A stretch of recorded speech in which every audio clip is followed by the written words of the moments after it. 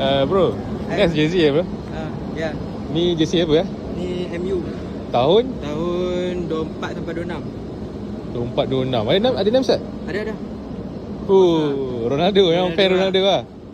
Saya fan Ronaldo. Since bila tu? Saya start tengok Ronaldo dari zaman ni baju ni. Kira membesar tengok jersey ni lah. Betul. 2004? 2004 sampai 2006. Time tu umur apa? Tu Kecil lagi? kecil dia. Lagi satu saya minat baju ni sebab T90 lah. Oh yelah, T90. Sebab tu lah. Dulu saya pernah ada baju ni.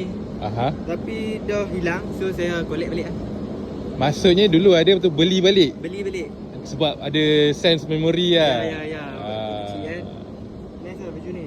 So memang soon lah. Tapi time ni prime MU sebab ada Rooney, Roy Keane, Nistelrooy, Pak Jisung, banyak lah. Banyak.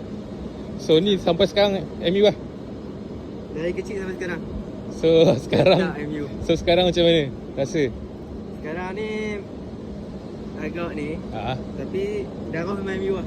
Okey, ni kalau potong darah nampak keluar darah merah MU lah. Foto nampak darah MU. Okey bro, prediction MU season ni Prediction top 4 lah. layak Champions League lah. Dah macam. Alright. Thank you bro. Okay. Okay, cantik.